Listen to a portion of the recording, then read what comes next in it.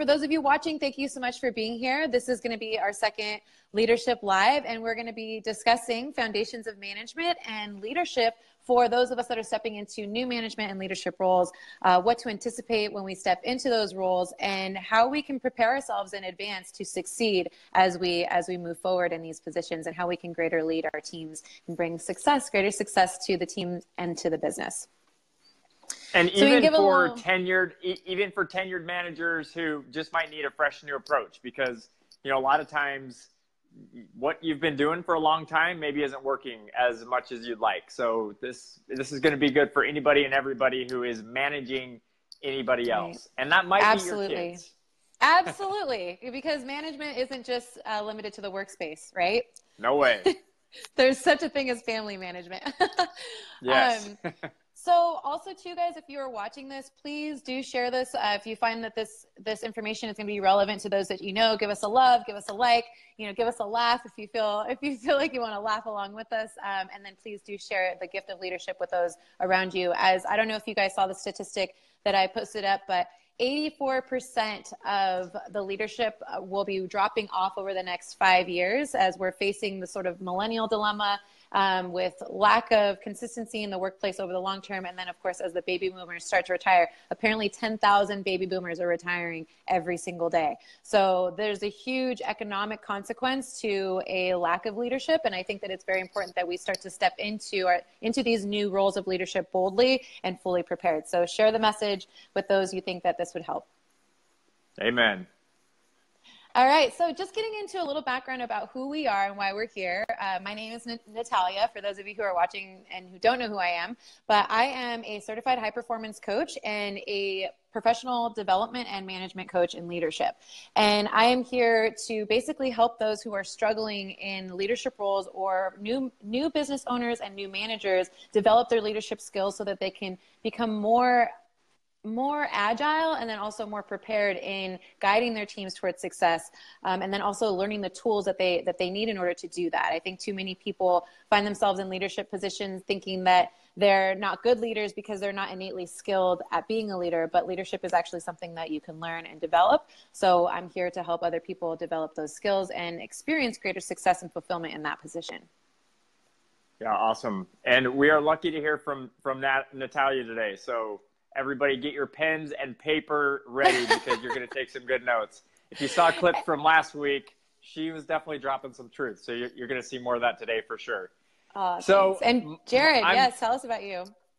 I'm Jared Greer. I'm a leadership architect and also high performance coach. And essentially, I've taken my background, which is sales management, leadership consulting, and I've created kind of my own business where I provide, one-on-one coaching for executives, team workshops for, skill development and management in general. And then I do one-on-one coaching as well, kind of in the personal space. So love so cool. Seeing people develop, love Absolutely. Seeing people reach new levels and new heights that they didn't really think they had inside themselves. Absolutely. That is so cool. I love your work, and I'm so glad that we get to work together on this and really champion those leaders that are seeking for greater growth in their careers. Yeah. I think that, it's so important, like you said earlier, about it's whether you're a new manager or a tenured manager, I think that we should never stop seeking greater development within ourselves and growth within ourselves so we can provide greater service to those that we're working with and to the people that we're ultimately hoping our services reach out to. So yeah. Super excited for that. Today, guys, we're going to be talking about, like I said, foundations of management and new leadership. We're going to be covering topics covering accountability, communication, and team training and development. All of these things that we feel are essential to knowing in advance before you go into a management position, or again, even in reminding yourself in your management position now, just how important and valuable these things are and essential to your success as a leader in your management position. Yeah, because definitely, we all probably, as we think back in our careers or maybe our current circumstances, we've probably had a leader who we had problems with, who we've had challenges with. And so we get into those positions, and sometimes our eyes are opened to just how difficult it is. And so, right. We're not here to talk about things in a way that, you go to your bad leader or bad manager and say, hey, start doing this. But, sometimes we just need the insight. We need the information so that we can actually have a tool to go use and apply. And so even if you're not necessarily in leadership today or a manager today, one day you might be, and one day you probably will be. And so these are some things to be thinking about so that when you're in that position, you're very well prepared. Absolutely. Absolutely. So I guess just diving into our first topic of accountability, I would love to hear from you, Jared, why you believe that this topic is so essential to a new manager. Accountability might just be my most favorite thing when it comes to management and leadership. And I'm actually going to start by kind of sharing a story about accountability. And this is a story from years back. My brothers and I have got 5 of them. We went to this kind of an amusement park type of place, and we were on the go-karts. And everybody knows that when you're on go-karts, one of the best things to do is to slam into everybody else, right? Well, as we're like ramming each other, the little 16-year-old who's running the whole show, he comes over the loudspeaker and he says, if you guys keep hitting each other, then we're gonna shut it off, and you're gonna be done. So we turn the corner, we get a little bit out of sight, and we start ramming again. Well, sure enough, our cars immediately die, and all of a sudden we have to get out and we have to make this walk of shame from our go-karts all the way over to the entrance of the ride. Now, why is this important? Because when we think about accountability, we first have to have expectations. We have to have really defined guidelines. And when you think about your role as a manager, think about that racetrack. If the boundaries, if the walls are the guidelines and expectations, then you know that the people on the track are going to be able to go fastest when they're 100%. They're not bumping up against them, when they're not running into them. So you want to make sure that those guidelines are really clear. And when they're not, then people are just kind of bumping around, slowing down their progress, slowing down their productivity, and that just makes it really hard to actually get results. And that's, it's a tough lesson to learn. There's lots of dynamics that come into play when we think about accountability. And that's with teammates, that's with, your leader, that's with your peers, but it plays a pretty significant role. Right. Absolutely.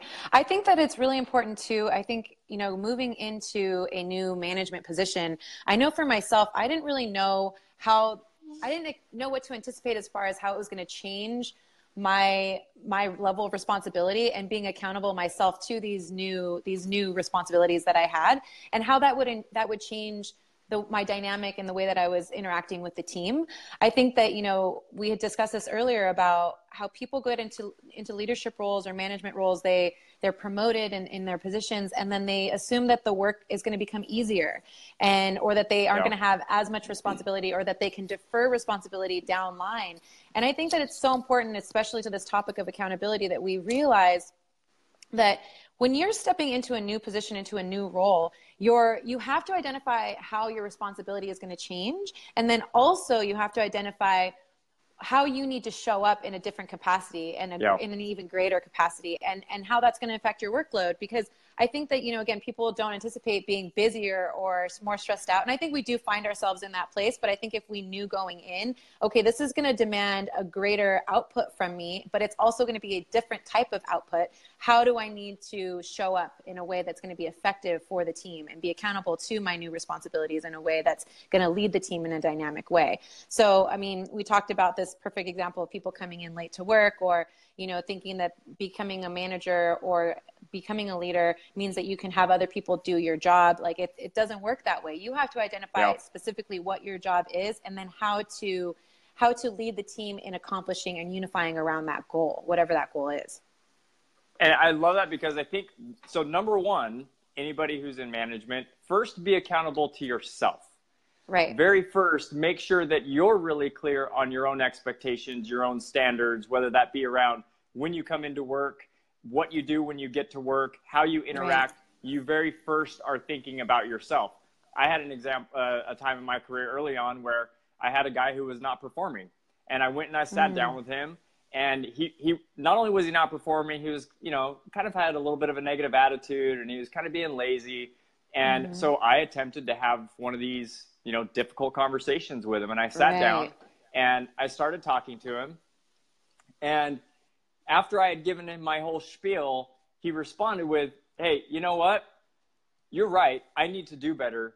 But it's hard for me to listen to you when you come into when you come into work late, and when you're not showing up in that way. And he said, you're the tip of the spear. And in that moment, and that's kind of cliche, we've heard that before, but in that moment, I had kind of been in a funk where I was coming in later to work. I was not showing up in that way. I wasn't really leading by example. And in that moment, even though I was trying to manage him, he had managed me a little bit, and it was kind of a pivotal moment for me. So when we think about accountability, before we're going and we're trying to like crack the whip on everybody else, let's make sure that we're first being accountable to ourselves, and we're showing up and working within the right guidelines and parameters and expectations. Absolutely. That is so good. I'm so glad that you said all of that. Actually, the first thing that I wrote down as far as what I wanted to discuss with accountability was preparedness. And I think that we are the lack of preparedness that or I should say, when we're not making time to prepare ourselves to be successful in our positions, we are immediately opening ourselves up for disappointment as far as how our teams see us. Because if we're showing up to work and we don't seem like we're ready, we can never really expect that our team is going to respect us in the way that we want to be respected, but then also too, that they're going to engage in a way that makes them feel, that gives them a sense of purpose. I think, when you're a strong leader and you're doing a really good job in your work, and you show up to work ready, like you're just wearing your leadership armor, right? You're showing up ready, you've got it together, you're organized, and you yourself are fully engaged in your role, then at that point, other people see that and it inspires them to level up and work at the same capacity. So if you see your team not showing up the way that you want them to show up, then maybe you need to ask yourself if you're showing up the way that you should be showing up in order to inspire them. And I mean, I experienced that firsthand so many times that I saw myself or my team sort of not really, sort of that uncoupling of the team where people just start, doing their own thing. Like you said with the racetrack, right? Like somebody says, hey, don't do that. And then there's like a corner where they can find a place to do it out of sight, and they start taking action or taking it upon themselves to do things the way they think they should do them, or the way that they think is best, or to just totally disregard you. Chances are, if they're doing that, it's because you've lost sight of your role and stopped showing up the way you need to show up. And so I think that it's really important that we, again, prepare ourselves in advance so that when we show up on a Monday, especially when we show up on a Monday, we're not, tired or groggy or out of touch, right. That we're ready to rock and roll through the week, and then very quickly set the goals for the week, set the targets for the week, be able to prepare the team so that they know what they should be looking out for every single week. It's not like monthly meetings are great, but you should be having weekly meetings with your team and letting them know this week, this is what the goal is and what we're shooting for. So we can all rally around that and then move forward as with a unified front, so to speak. Does that make sense? Yeah, for sure. I mean, I think you hit the nail on the head. I mean, we have to make sure that leaders are showing up very first. We know that when they do show up, then they need to be setting the right kind of expectations. So those are the targets for the week. Those are the objectives. Those are addressing any major issues. So maybe talk to us a little bit, Natalia, about what happens when, let's say that manager is in check. They are leading by example. How then do they start holding their team accountable to a higher level of behavior? Ooh, that's a tough question. So you're saying that if they aren't in check, or if they are? If the manager isn't? Yeah, because we're talking about, manager has to hold themselves accountable very first. Right. But then there's the other very real part of, you have to hold your people accountable. And even when things are flying high, there has to be that level of accountability too. So maybe shift gears for us and talk to us about, actually holding your people accountable. Right. Absolutely. So and I Nick think says at that hire point, new people. That's easiest. Right. And, that is, Nick, thank you so much for bringing that up. And I think that, first you want to try to ultimately develop the team. Turnover is costly. And so I think at that point, again, holding your team accountable, especially for yourself, I think being honest about where you're at in your position. So for instance, I know that I found myself struggling, and the reality is we are going to struggle in our positions, whether we're in a leadership management position or whether we're with working within a team as an employee or as a staff member, regardless of our role or our title, there's going to be times when we struggle. But I think that when we are willing to be honest about that and own up to our struggles. So for instance, with me, when I wasn't showing up for my team and I started to notice that my team wasn't performing as well, right? They were performing in kind, essentially. So I wasn't showing up and they weren't showing up. And in order to sort of course correct, I again needed to look at myself first. And I think that this is essential to being accountable as a new manager and in any position that you're in. Before you can pass the blame or pass the buck, you need to be willing to look at yourself and say, okay, am I showing up the way that I need to be showing up? And if I'm not, how can I own that to my team? Because that's going to be the way that you regain their attention and you gain their respect again. Excuse me. So holding the team accountable in this sense, I would, if I found myself struggling, say, all right, hey, look, I've realized that I haven't been leading you guys in the way that I should be leading you guys. It's certainly not the way that I want to lead you. That being said, we're all here to perform and do our jobs. So let's stop making it somebody else's job to make sure that we're doing our job. And I think that making sure that you create, again, those expectations, communicating with the team, assessing what their needs are, assessing if they need support in certain areas. If we aren't giving them the proper guidance that they need or the tools, this is huge. If you're not showing up and giving your team tools that they need in order to complete or fulfill their responsibilities, that's all on you. So that's another thing too. Have you prepared your team for success? Have you set them up for success? And I think asking them, is there something more that I could be providing you in order to help you do your work better, feel more engaged in your work?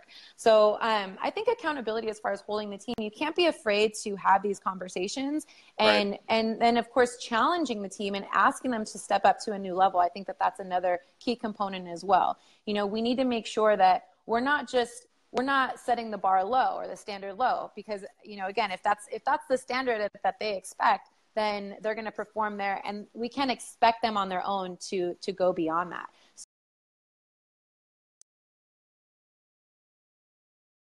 Sorry.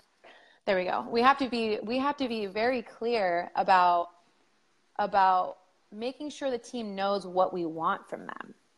And if we expect something from them, they need to be able to know what that is, and then point for point, kind of how they're going to get there. So I think setting those expectations is really important. But I think that's really it. It's just the communication. Yeah, I feel like you're moving us into our next topic as well, because I think they dovetail nicely, which is, training the team and team development.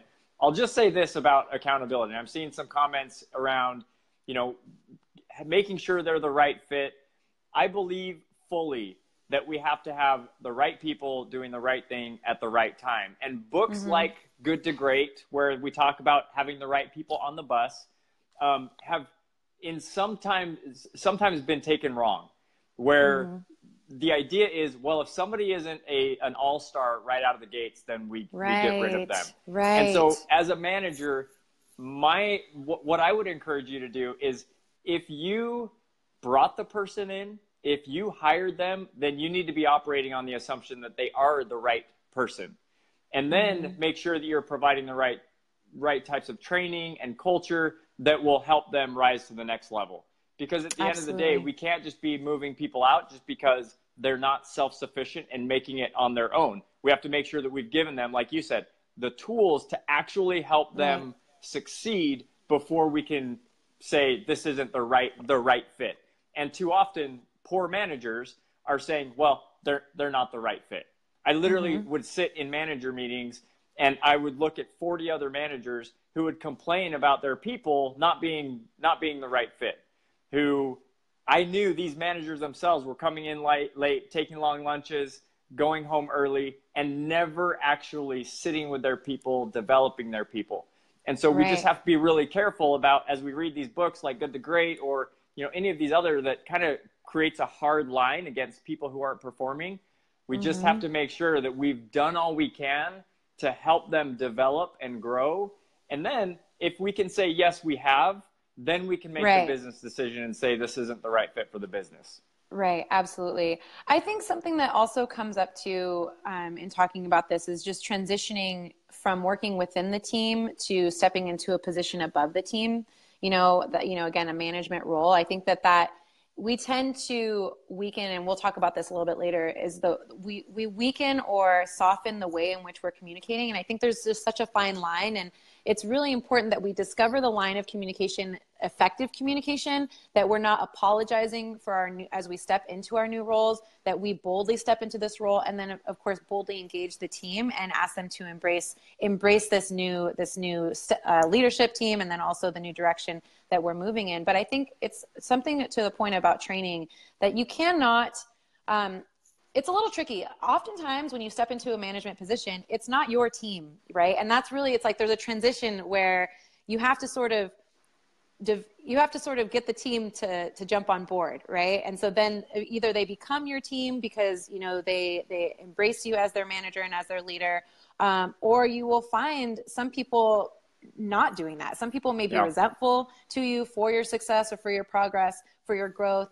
And it's important to be able to identify who's what on the team. You know, you need to be able to identify, like, who's the person who's your champion, who's the person who's going to be supporting your work, who's the person that's going to work hard and show up, you know, and then who are the people who aren't really doing that? And is it something that's personal? Is it a personal thing? Is it a development thing? Do you need to train them a little bit better? You know, you need to be able to anticipate going into a new role that there's going to be these sort of bumps along the road, and that these are the things you need to know. Okay, well, it's going to be rough, right? Some people may not immediately embrace you. And also, you're going to, as you step and learn the new leadership, you can anticipate that there might be some resistance because they're used to doing things in a different way based on who the leadership was before, you know? And then again, from there, I think you need to be able to know who's worth investing more time in. And then also who needs to go, who's the bad seed, because that's another thing too, identifying the bad seed in these situations and knowing that this person is only going to try and encourage more dissent or more, more resistance to you. Like, we need to make sure that we have ways to facilitate that person off the team and then find the right person to bring onto the team. Like, these are all different components of, again, accountability and then moving into the team development. But jumping onto that, something that I wanted to mention, and again, it goes right hand in hand with what you were saying earlier, is that it absolutely is the leader's responsibility to train the team.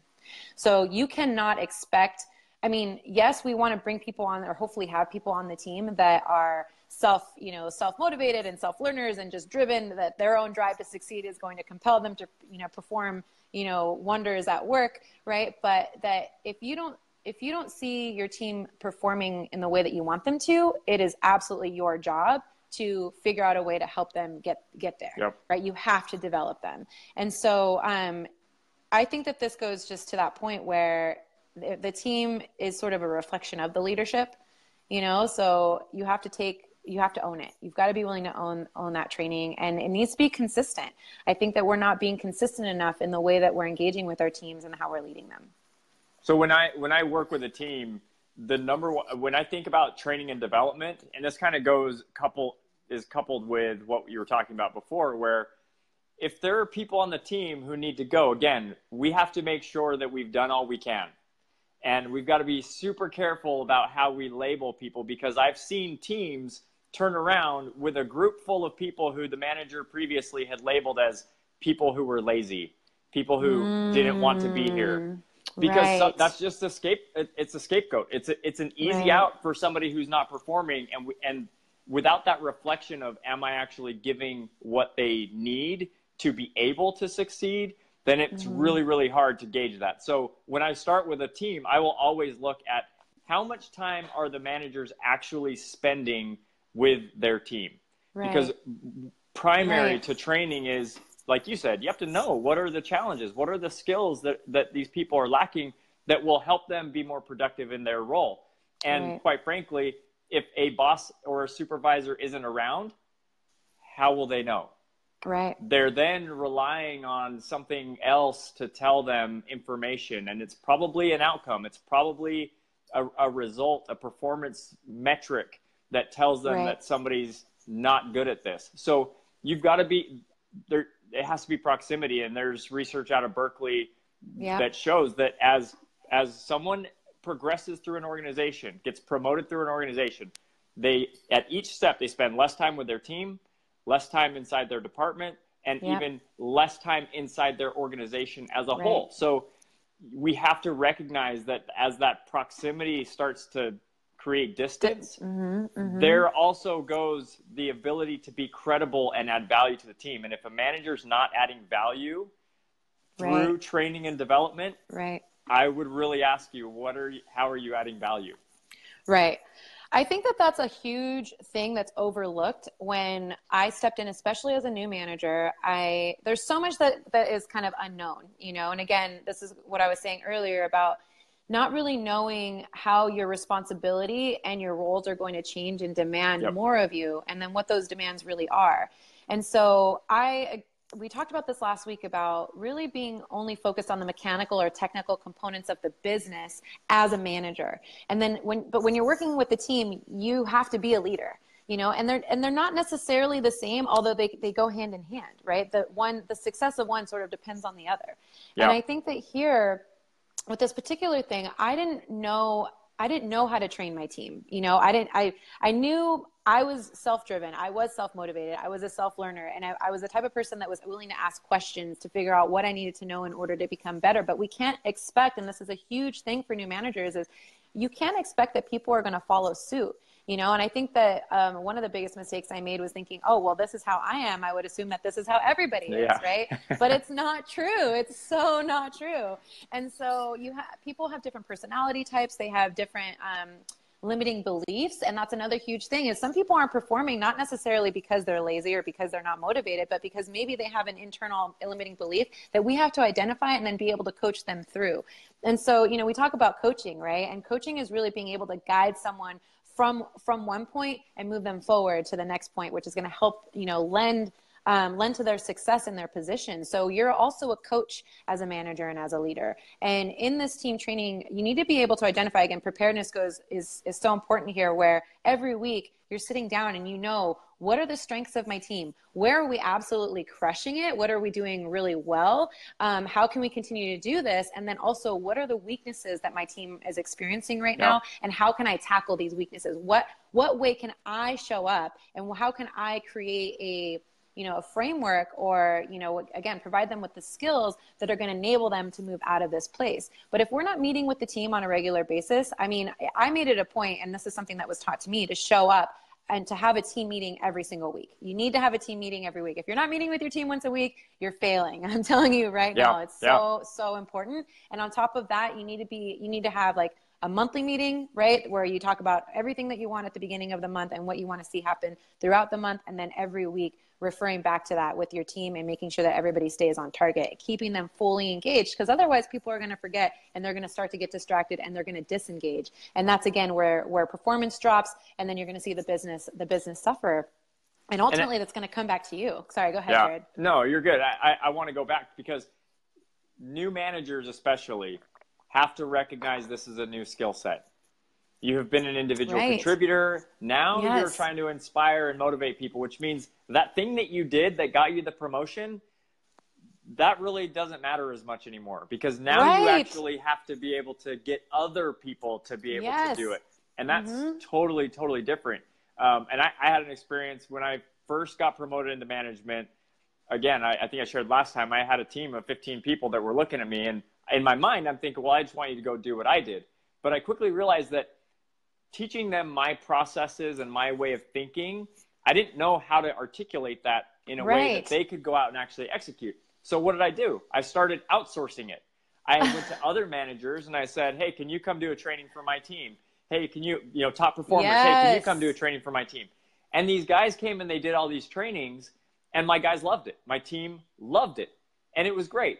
But I had this moment where I'm sitting at my desk one day, and one of my top guys comes over and he's like, hey, Jared, I got to tell you about this. I just had this happen. It was so great. I've got to go find Jake and tell him. And I was like, wait a second. I should be teaching. I should be teaching him. And I just had this moment where I'm sure I was adding value, but I recognized that there was more people outside of my team adding value to my team than I felt I was. And so a big part of management is mobilizing those other resources so that your people can be, upskilled. But there's also a real component that this is new. Teaching people how to be successful is new for you. And so be patient with yourself. Hopefully you wrote down the questions that Natalia, Ant said a few minutes ago, because those are the questions that if you just asked yourself those every single day, you would probably start to develop this ability to articulate your message, your right. communication to your people, and get better results. Yeah, no, that is so important. And I think also too, so identifying the team's weakness, right? But then also identifying your own weaknesses, and then knowing what you need to learn. And I think to your point, especially for new managers, and if there's other people, like you said, Jared, like there were other people that you were bringing in to sort of teach and lead your team, I think it's a very fine line, right? We don't want to lose the authority or the respect that we have of the team. And I think that if we are finding ourselves struggling with deploying these things with our teams, that we first need to teach ourselves and then teach the team. And I think that this is something that people tend to shy away from, because they don't want to seem unprepared, or they don't want to put themselves out on the line and teach something that they don't feel 100% confident teaching, but we actually reinforce our learning as we teach it to other people. So being bold enough in those moments to go out, when we outsource learning, right? When we outsource the skills, we need to be able to mostly outsource them so that for our own purposes, right? Like we go out and we figure out, okay, hey, meet with this other manager, Johnny, like teach me your skills, like teach me how you do this. So then I can go teach my team. And then that way you're still seen as the authority figure, or as the person, the expert in the position. You still maintain the respect of the team. That's so huge, because we don't ever want to position ourselves in a place where, yes, we want to take ownership. Hey guys, I don't know this. I'm going to go find the answer. You find the answer. Oh. Sorry. Are we here? You're fine. Yeah. Okay. Be honest about not knowing the answer, because sometimes we just don't know. From there, taking the action that we need in order to learn and discover what those answers are. And then after that, come back to the team and then teach the team, right? So you can take ownership, but then again, like you said, you don't want to threaten your position in that sense, right? You want to maintain the dynamic of the team and your position as the leader. I don't know if that makes any sense, but. Well, I think there's also some value on the other side of that to level the playing field, learn together. True. Say, hey, I don't really know about this, but hey, let's all go to this training together and learn. So that the team is building, because as the manager, you're not going to be able to know everything.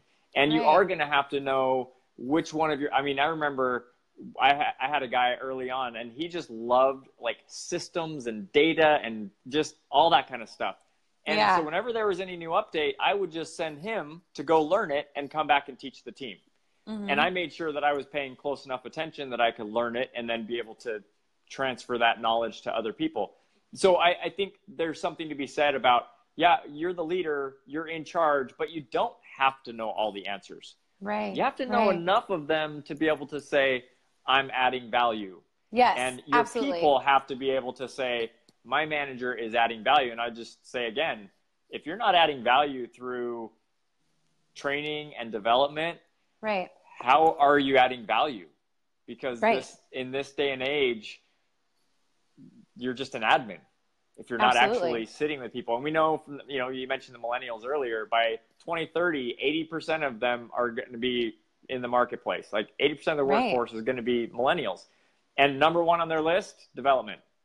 They want somebody sitting next to them saying, hey, let me show you how to do this. Let me help you learn and see this perspective. So really super important. You just have to have that proximity, have to have that awareness, be adding value there, learning yourself to raise elevate the entire team. Absolutely. And I think that was so right. Learning together is essential also for culture, because it brings everybody together. And like you said, it sort of levels the playing field. And I think it makes you more accessible, because again, when you open up yourself to the learning and then also make that learning accessible to the team, people, they trust you, right? And they're going to be willing to go to you and look to you for solutions and see, because they will identify you as being somebody who is forward thinking, who will provide those solutions, who will make sure that the team is getting what they need when they need it. And that's another thing too, going back to that idea of proximity here. I was in a position where some managers are going to find themselves in positions where they're working different shifts than the rest of their staff. And we don't always have assistant managers. I mean, ideally you would have an assistant manager that can help support you and the team in when you find yourself in that situation. In this situation, I didn't have an assistant manager or a team lead to sort of like a manager on duty when I wasn't around. And so it was a very small team. And I think there's people that find themselves in this position of like, well, you know, I'm working with the same people all the time. And those tend to be the people that probably are performing the best because they're working directly with you, and they get to, again, you're accessible to them, right? Yeah. And you're aware of how they're performing, and you're aware of where they need support, and you can provide that support to them and help develop them. But then if you're not working with the rest of the team, or if you don't see how the rest of the team is performing when you're not there, I think that you end up, again, that's where the distance starts to settle in. And then those are the people that end up being unhappy. And what I discovered was that the people on my team that I wasn't working with were the ones that were the most unhappy in their positions. You know, and I think that they honestly probably felt neglected. And I think that we need to make sure that we're not neglecting a single person on our team, that we can't say, oh, that person doesn't need my help, or, oh, that person, you know, like somebody else will teach them that thing, or, you know, just lose sight of how important our relationship is to cultivate that relationship and build that bond and maintain those bonds. Bonds with your team are essential, right? If you don't have a bond with your team, and that's where, again, having these weekly meetings, having, you know, maybe a social get together where people can come together and just be themselves around each other. Again, building that trust is so important in order to be able to lead the team and then also give the team what they need. So making sure if it means that you need to switch those shifts around, you know, with your scheduling, if it means taking on an inconvenience because you will no longer be working the same shift every single day, and putting yourself on the line to show up so that you're like, hey guys, I wasn't showing up here before for you, but now I'm going to be here, and we're going to tackle this together. Whatever you need to do, you need to find that solution. Yeah, no, you're dead on. I mean, I think, again, every week, Natalia, there's a section where it's like, write this all down. That was your section so far this week. Probably more to come. But no, you're totally right. And you can't zero in on your bad performers, and you can't neglect them either. You can't zero in on your top guys. So you do have to spend the time with everyone, and you've got to be totally aware of what their needs are and then adding value. And I'll just say this, a lot of management really is about perception. And the better you are about helping to craft that perception with your people, then the more successful you're going to be. And unfortunately, when nobody knows anything about you, you have to really be probably doing 120% before they'll even think that you're doing 100%. Right. And as you have the right processes in place and you do the right things, you probably could be performing at 70%, and they're going to think you're performing at 100%. So it's just a matter of making sure that you're doing the right things that will create ultimately the right outcomes, and also build that right perception and culture that, you know, everybody's comfortable in and everybody can perform in. Yeah. Hey guys, I just want to say one shout out to everybody who's watching. Hi. I think, you know, I feel like, hi Mike, I haven't seen you. I just saw you up here. And Monica, thank you guys so much for tuning in. If you guys have any questions, please feel free to ask them. We want to make sure that we're talking about a lot of different things here. And so if you guys have questions that pop up, please go ahead and shoot them over to us in real time so that we can talk about them, because we're happy to. The whole point of this is to add value to you guys and to make sure that if you have questions that we can answer them and at least start the discussion, because I'm sure you guys aren't the only people that have these questions. But I did want to say something about, you had brought up a story that I would love to hear. And I think that it's good to talk about what it looks like when you're on the team when your manager isn't really showing up. Because I think, again, it's so easy as a new manager. I mean, I don't know as a new manager, but I think when you get settled into your management position, we stop thinking about how the team perceives us and how what we're doing impacts the team and their dynamic and how they engage with us. So I would love for you to share your story about when you had a new manager come into your department. Yeah, and what that was like for you. At the time I was a director, I had about 75 employees under me. And so she was a relatively new director, and we worked on a coast where my team's hours, all 80 of us, were about 6 a.m. to 3 p.m. She came in from another division where they were servicing the West Coast. So their hours were different. Well, long story short, she would come in at about 8:30 every day because that's what was normal for her division. But the new division that she came into, we were 6 a.m. to 3 p.m. So by the time she came in and kind of got settled down, we were actually going to lunch, which meant then when we got back, we only had a few hours left because, you know, we would leave at 3 p.m. and then she would work for several hours afterwards. And so what happened over time is we just didn't have any access to her. We didn't see her very much. And she was also one of these people who wasn't very open about her true feelings, and she was kind of a people pleaser. And so she was always telling me that I was doing great. And it got to the point where legitimately I just said to her, I said, I don't know if I can trust you. You don't see enough to be able to even say that I'm doing a good job. You're not around enough. So at that time, when I confronted her with this need for her to be more involved, she said, okay, well, I'm going to be super involved. She was for about 2 days, and then it was back to normal. And eventually, I took a lateral move to another coast outside of that division and doing the same job. And that happens all the time. We have high performers. We have people who they just don't get the attention that they need, and they leave. They move on. And I wasn't underperforming. I really was, by the metrics, doing well. But I also wasn't getting that push and that development that I needed and wanted to be able to take it to the next level. And honestly, the leader who I went to go work for, we started that relationship because we had a total difference of opinion of how things should be done. It was that healthy conflict that helped us to work well together. I developed more under him probably than any other position that I had. And we probably, fought more often than any other leader that I had. So some of that development comes through healthy conflict, which has to exist. And we talked a little bit about that last week.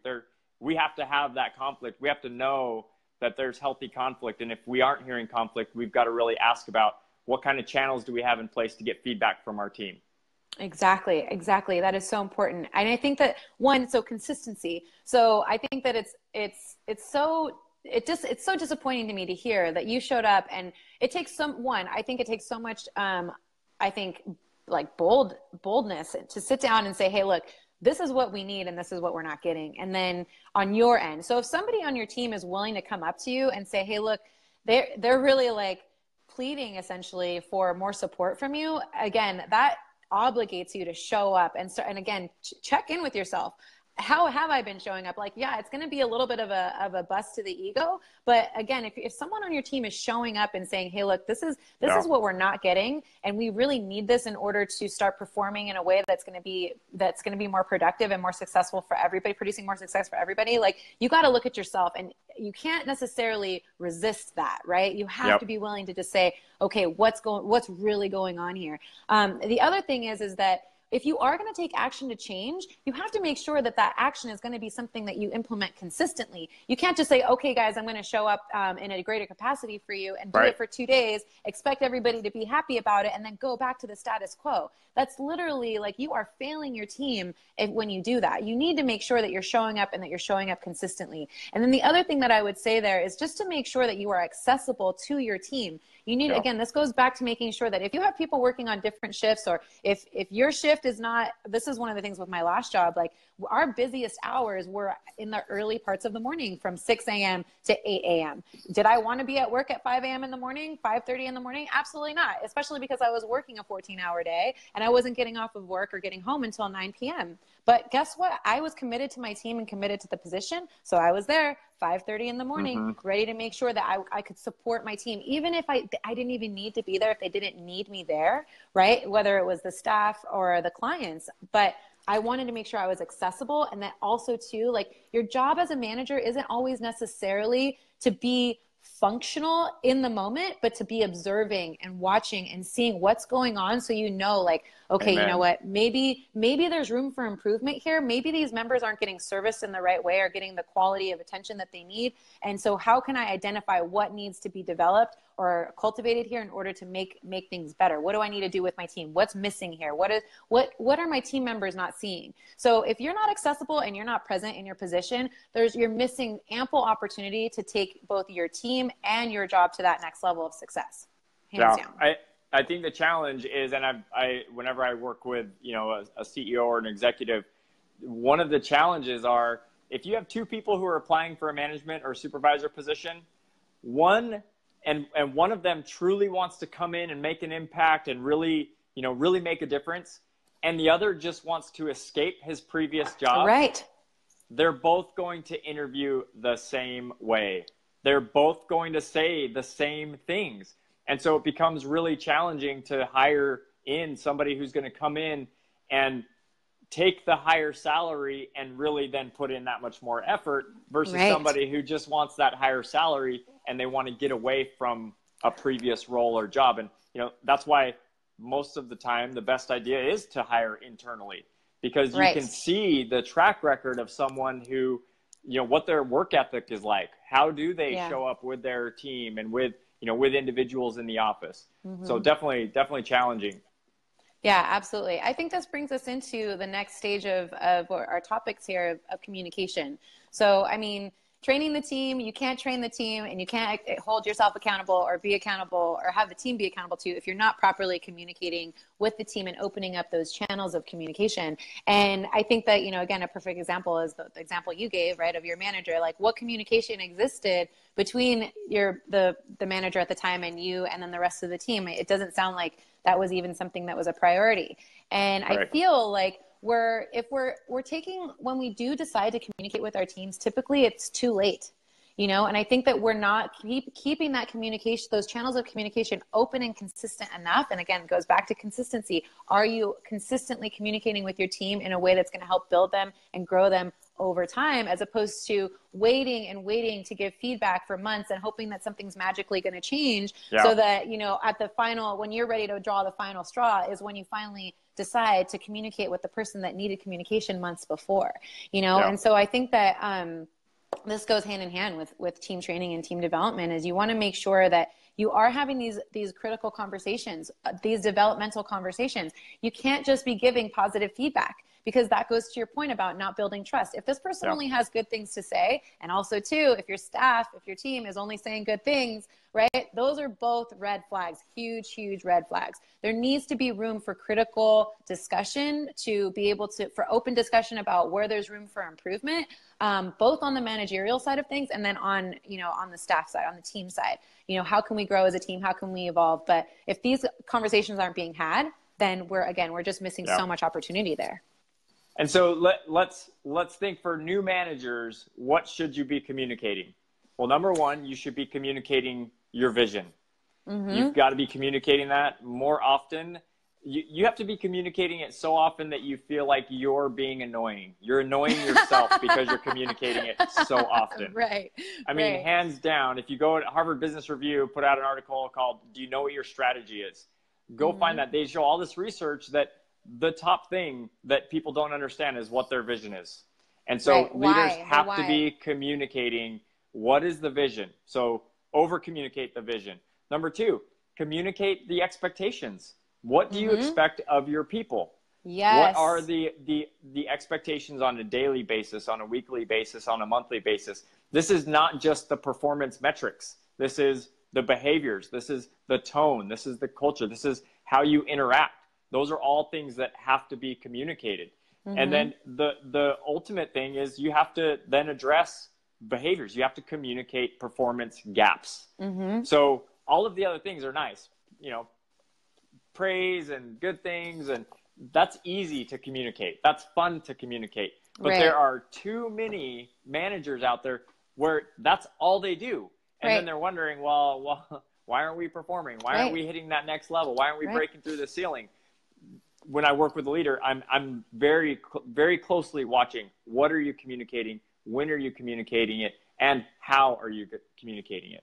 Yeah, I think that it's so important. One of the things I took upon myself was to communicate often and frequently and make it meaningful. So what can I say that's amazing about what the work that this person is doing? Where are they absolutely crushing it, right? And then where can I give them that extra feedback that's going to help them grow and develop them? So this is what you're doing really great. I appreciate you for doing this. Thank you so much. It's adding so much value. And we can also work on improving this area here. And I think that this is just something that we've been overlooking. And so let's figure out a way to grow and make this area better. But I think, again, connecting with the vision is so important, and overstating the vision. So I think that, again, that also ties into making sure every month that you're prepared for where you want your team to go, and making sure they understand why. Why are we going in this direction? Why is it important that we hit these targets? why is it relevant to me as a staff member that I hit X amount of sales or X amount of numbers, you know, in order for this team to be successful and or the business to be successful, you know, and then going back to the vision of why are we all here working together? You know, why does the company exist? You know, all of these things that I think people detach themselves from. And also too, I think management often does detach themselves from the vision, you know, so if you're not talking about the vision, chances are you yourself are detached from it. And then again, that's going to affect your performance and how you're showing up, your level of enthusiasm. If you're not enthusiastic about your job, and I'm not saying that managers have to be happy, you know what I mean? I think a lot of times we end up seeing ourselves, we show up very stressed out and we present this stress to our team and then expect the team not to feel that stress. And I saw that firsthand in my last position where I was so overly stressed that the team didn't feel comfortable talking to me because they just thought I was like, you know, I wasn't approachable to them because I was so stressed out and I wasn't bringing my enthusiasm or demonstrating that, or again, I lost sight of the vision and why we were all showing up every day. So not only do we need to express the vision to the team, but we also need to be living into that vision enthusiastically as leaders and managers for our teams. And I mean, what you're talking about is alignment. So for new managers, you have to make sure that you've got the very top goal, business outcomes, your revenue, whatever the bottom line is. Then that drops down into what are the primary metrics that you're using to indicate progress. But then even below that is the skills, the abilities, the tasks that have to create those progress metrics. And if you don't have those very aligned with the frontline staff, hey, here are the specific things that we do every day. This is how they contribute to our metrics. This is how they contribute to the bottom line.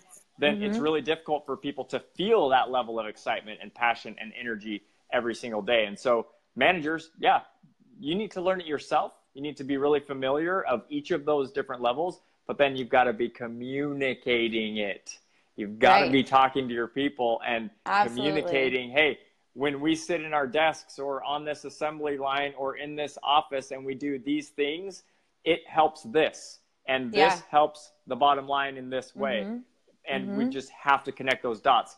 And if you really want to just light a fire with your employees, then you'll also connect those skills, tasks, abilities to what they want outside of their job. Oh my gosh. That ultimately they're looking and they're saying, wow, me sitting in this office, in this desk, doing this thing actually is going to make me a better person and help me accomplish this personal goal. That's where you buy loyalty. That's where you get engagement. That's where you have people who they will stay with you through thick and thin, and they will jump over the highest heights because you've actually set them up with a recipe for success, both personally and professionally. Oh my God. Guys, one, I look like a bobblehead here because I'm like, that what you said was so spot on. Two, if you guys end up watching this on a recorded version, you need to go back, like literally go back, listen to everything that he just said again. Because as a manager, if you are not engaging your team into the goals and visions that they have for themselves, you are missing out on an opportunity to gain that dedication and loyalty from your team because they know that you're not just invested in their performance in the job, but that you're invested in them as people and in their lives. And that is so important. I think any job that I ever gained any type of real value out of, it was because I felt like the skills I was learning in that job were going to lend themselves to my growth outside of the job. And so I coveted those jobs. I was protective of them. I was deeply loyal. And of course, at the end, ultimately so appreciative because I ended up using those skills and being able to grow my life afterwards once I eventually left. And so again, you have to make sure that you're doing that. That was so well said. I'm so glad that you brought that up. Managers have an awesome opportunity to be a really significant milestone in someone else's journey. So just like, Natalia and I, when we work with clients one-on-one, we're just thrilled to be a part of their journey. We love seeing them reach new heights. And it's that keeps us motivated and excited. And every manager, every leader, teacher, parent, you have that opportunity to be that in somebody else's life. And so it's really important. It's a big responsibility, but we certainly know we can do it. Absolutely. Hi, Linda. I see that you jumped on to watch. It's good to see you. One of the things that I want to bring up to that and something that I implemented in my last management position was that I actually engaged the team in this conversation. And I think that this is something that is that we're missing opportunities here. It's probably not something that happens enough, where we actually engage our employees or our staff members in what it is that they would like for themselves. So why are you working here? Why is this job something that's meaningful to you? And what are you hoping to gain from this job is in terms of skills, right, and development that you can ultimately apply to a greater vision, a greater dream? What is that greater vision and greater dream? We can really provide so much, especially, I mean, the word mentorship is what comes to mind. Like, as managers, as leaders, we can be mentors to our teams and to the people that we're working with, and help them gain more fulfillment and alignment. Like you said, gain more alignment in the work that they're doing, because they see that the work is not just relevant to making somebody else money, but eventually will help them become more successful in their own lives personally. So making sure we're asking them, guys, what would you like to do? What skills would you like to develop over the next year? How can I help you develop those skills? You know, are those skills relevant to the work that we're doing? And if so, how can we better integrate those skills so that you start learning those things, and I can start providing you, or we can start providing you with some tools that will be effective towards that. You know, Huge. it's like, it's so huge. And I think that also adds meaning to your position. I think, again, as managers, we get so caught up into the mechanical and technical sides of the thing, and we have to make sure we focus on those things as well. But I think that when we can show up for our team in a way that we know we're adding value to them in a real meaningful way, it also gives meaning to our positions, and we feel more fulfilled in the work that we're doing. Yeah. Huge. I'm going to let the mic drop there. Everybody hopefully is taking lots of good notes. We're almost right at time, so we're going to cut it off. But if you have topics that you want to talk about, if you have questions, join our page, Leadership Live. Join our group there. You'll get all of the newest updates there first. If you want to work with Natalia or myself and in your business with your teams, then we are both totally open to that. That's what we do. That's our job. We work one-on-one with people. We work with teams. We work with executives. So reach out to us individually on our pages, and let's help you hit that next level in your leadership and in your management. And definitely keep coming back for this every single week. Hopefully this has been valuable for you. And bring your questions, share, tag, bring all your friends, so that we can just really help leadership be better in the world. Absolutely. We certainly need it. We certainly want it. And I think we all have the potential to really, really be better leaders. So thank you everyone for joining. Yeah. Natalia, any last words? No, that's it, guys. Yeah, we'll put the link up in the comments, and yeah, you just make sure that you are looking at yourself as the way that you're showing up as a leader, and then of course inspiring leadership in others. That's the most important thing. So all right, guys, have an awesome weekend. Merry Christmas, happy holiday, happy Friday, happy New Year. That's right. Well, we'll be here next Friday, so we'll see you guys before New Year. We'll see you next time. All right, sounds good. Bye.